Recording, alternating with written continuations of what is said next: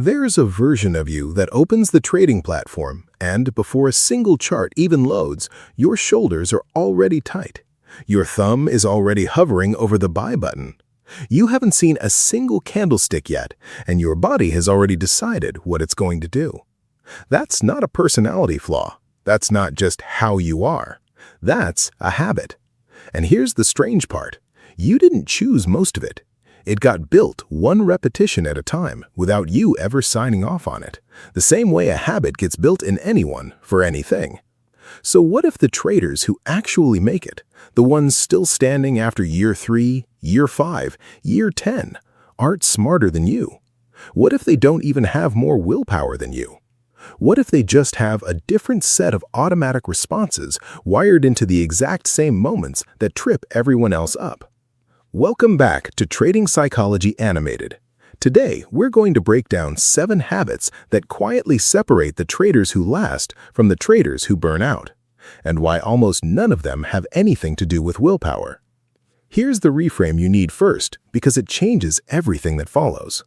You've probably been told that trading discipline is a character trait, that some people are just naturally calm, naturally patient, naturally able to sit on their hands while a candle rips against them. That's not really true. Discipline, most of the time, is just a habit wearing a more flattering name. A habit is a behavior your brain has decided is safe to run on autopilot, triggered by a specific cue, so it doesn't have to spend energy deciding every time. That's efficient when the habit is good. It's catastrophic when the habit is check the account every 4 minutes, or widen the stop when it's about to get hit. Your brain doesn't know the difference between a helpful habit and a destructive one. It just knows a cue led to a behavior enough times that the behavior now runs itself, no permission required. So which 7 habits actually matter? Let's go through them one at a time. Habit 1. A pre-trade pause that happens in the exact same place every single time before any position gets opened. Not a vague intention to be careful, a specific, repeatable moment. Maybe it's closing your eyes for 10 seconds. Maybe it's reading your own written rules out loud before your hand touches the mouse. Habit researcher Wendy Wood has spent decades studying why some habits become automatic and others never do. And her finding is almost uncomfortably simple. Habits form around consistent context, not motivation. The same cue in the same setting repeated enough times until the behavior fires without a decision attached to it at all. Most traders try to will themselves into patience in the moment. That's backwards. You don't decide to be patient at 9:31 a.m. when your heart rate is already climbing. You build a cue days earlier that fires patience automatically before the moment even arrives, so by the time it matters, there's nothing left to decide. Habit 2. Sizing the position before the emotion has a vote. Ask yourself honestly, do you decide how much to risk based on the setup in front of you, or based on how confident you happen to be feeling that morning? Most losing traders don't blow up because a good mood or a bad mood got a vote on the position size. And emotion is a terrible accountant. It doesn't read charts. It just wants more of whatever made it feel this way yesterday. That's 2 habits down, and they share something in common. They both happen before risk is ever on the table, which is exactly why they're the easiest ones to build and the easiest ones to skip. If any of this is landing so far, this is the moment to hit like and subscribe. Because the next 5 habits are the ones almost nobody talks about, and they're arguably the ones doing the most damage of all 7. Habit 3.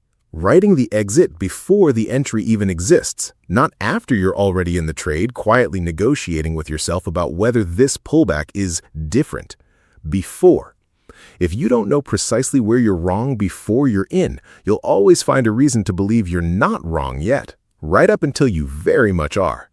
Now, here's where it gets harder to build because it fights against a real physical pull. Habit 4.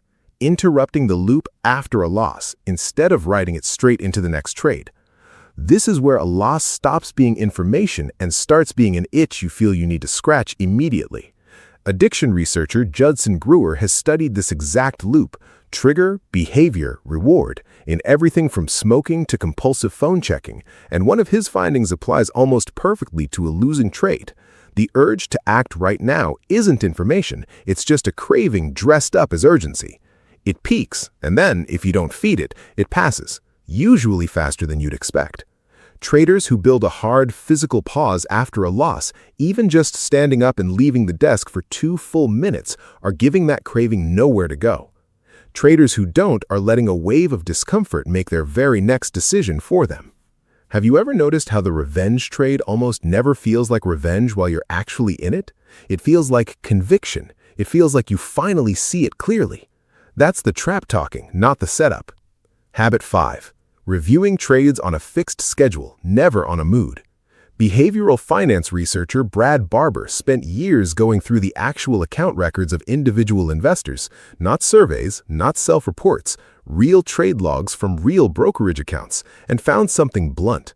The traders who traded most frequently earned meaningfully less than the ones who traded least. More activity looked, from the outside, like more effort, more edge. It was actually just more exposure to their own worst impulses over and over. A trading journal reviewed weekly on a fixed day whether the week was good or bad does something a live account can never do. It strips out the emotional charge of right now and replaces it with a pattern you can actually see. Habit 6. Keeping size constant regardless of the last outcome. This is the habit almost everyone breaks without ever noticing they broke it. Win a big one and size creeps up because you feel sharp, locked in, like you finally cracked it. Lose a big one and size creeps up again because now you want it back, faster this time. Notice what just happened there.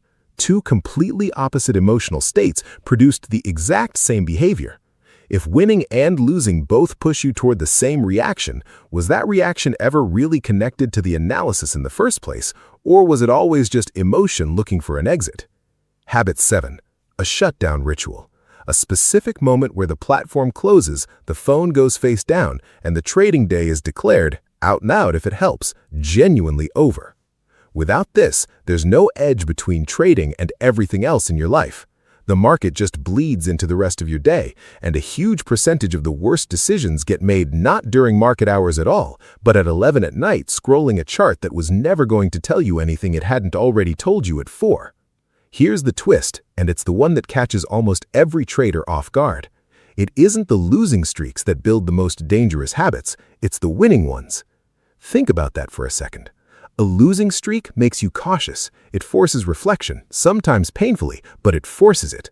A winning streak? A winning streak quietly tells your brain the rules were optional the whole time. Skip the pre-trade pause twice, get rewarded anyway by a market that didn't punish you for it, and your brain doesn't file that as got lucky. It files it as that step wasn't actually necessary. The habit doesn't break with one dramatic loss. It erodes silently, one unpunished shortcut at a time, until the day the market finally sends the bill. And by then, it doesn't feel like bad luck. It feels like betrayal, like the market changed the rules on you, when really you'd already stopped following them weeks ago. Now, here's the part that makes all of this so much harder than it would have been 30 years ago. A trader in the 80s had to physically call a broker to place an order. There was friction everywhere.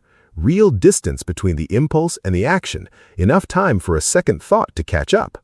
Today, the platform lives in your pocket, sits open in a tab at your desk, and pushes a notification the instant something moves.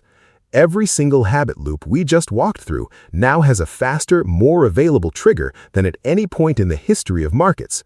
The apps weren't built to protect your habits, they were built to maximize how often you open them, and those 2 goals are almost never pointing the same direction.